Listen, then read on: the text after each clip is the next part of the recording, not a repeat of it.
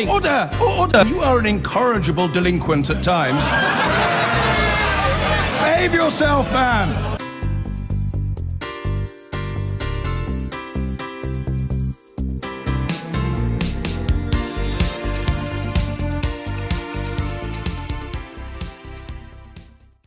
And Labour could be heading for a monumental defeat in Wales. That's according to one poll, which suggests the Conservatives could win the popular general election vote there for the first time since 1859. This is, of course, just one survey, but still grim reading for Labour. Our Home Affairs correspondent, Andy Davis, is in Newport now. Andy, a pretty startling poll result. Yes, John, but it is just one poll, as you said, and we all know that we need to exercise caution when it comes to polls, don't we? However, if what this is indicating turned out to be accurate, then we would be looking at a frankly astonishing shift in the political landscape here in Wales. Wales has been Labour for as long as any of us remember, and long before that too. Labour have won the most votes and the most seats in Wales in every general election since 1922. So now take a look at this regular YouGov poll for ITV, Cymru, Wales and Cardiff University, because when it comes specifically to a Westminster election, it suggests a huge surge since the last poll in Conservative support in Wales, up at a staggering 40 points, leaping ahead of Labour with Plaid Cymru and the Lib Dems fairly static, and UKIP notably hemorrhaging support. And that UKIP figure is fascinating because that's where the Tories seemingly are set to pick up their big vote shift. So what would it mean? Well, if we saw this swing, this kind of swing across every constituency, then it suggests we could see the Tories nearly doubling their seats in Wales from 11 to 21 and Labour plummeting to 15. Now, the Conservatives have not won a majority of seats in a general election in Wales since the 50s, the 1850s. That's how potentially seismic any such result could be, with Labour strongholds like Newport West, seat of Paul Flynn, and Newport East even behind me, predicted to fall to the Tories. We put some of these results to voters in Newport this afternoon, and this is what they had to say. I've always voted Labour up until now. But the way Labour are with Corbyn, I don't think I'll be voting for him again. So maybe I'll vote for Conservative. And you've been a Labour voter all your life? Yeah. Labour to the Tories. Yeah. The Tories to take a majority of seats for the first time since the 19th century. Bloody hell. That would be catastrophic. Absolutely catastrophic.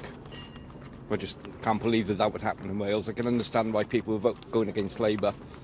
But when you look what the Tory party's done to this country, how people could vote for them in this election, I don't know. It just amazes me. I think it's quite understandable. Theresa May seems quite a strong leader, and I think we have to work together to negotiate the best deal with Brexit. And I think it's Brexit that's bothering people at the moment. And that last interviewee, incidentally, said she voted Plaid Cymru at the last general election. Two themes coming out repeatedly with the people we spoke to this afternoon: Brexit and leadership. Could Wales, as one political analyst put it today, be on the brink of an electoral earthquake?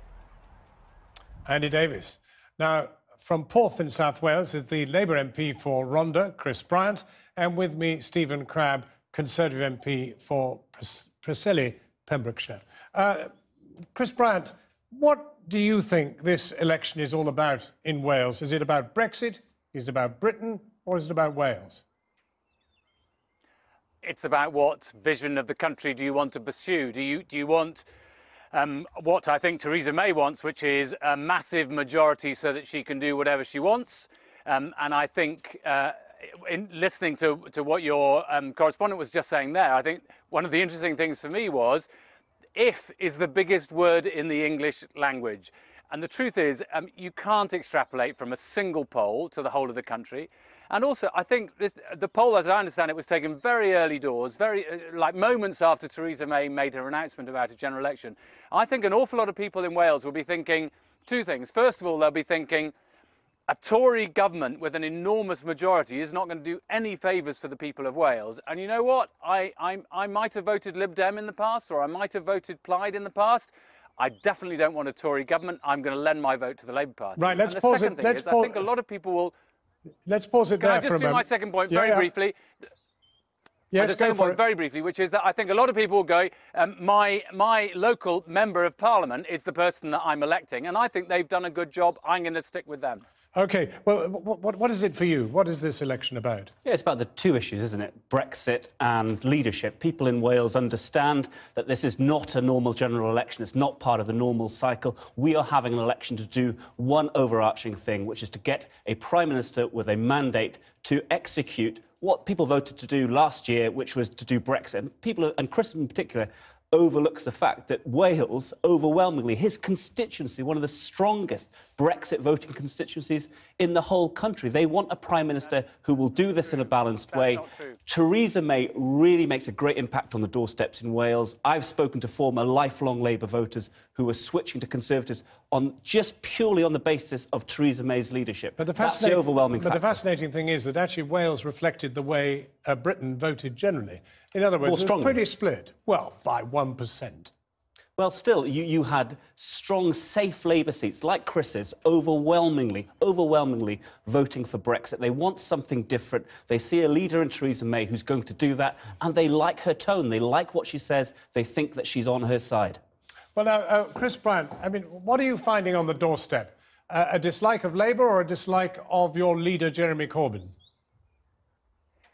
To be honest, we've been knocking doors for a long time because we've got local elections here in the Rhondda next week as well. And I haven't been hearing, and Stephen, if I might just say, you speak for your constituency, I'll speak for my constituency.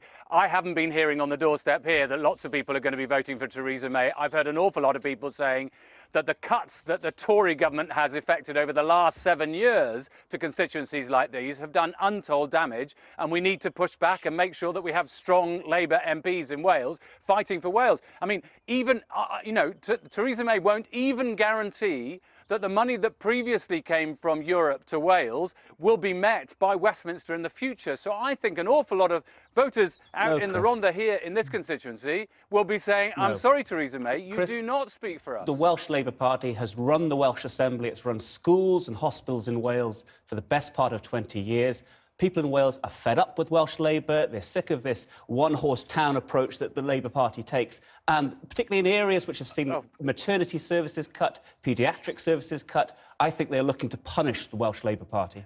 Stephen, I remember getting elected in 2001, and when I was first elected, because of the Tory cuts to the NHS and the way that the Tories had dealt with it, the NHS in Wales was absolutely on its knees, and you would wait years for a new knee or a new hip operation. It was only thanks to Labour and the tripling of investment in the NHS that we were able to transform the NHS are going to punish in Wales. Labour. And now we're transforming schools here as well. Well, let me ask you something. Do you not look across the English Channel at what Macron has achieved? A centrist, a new man on the block, new ideas.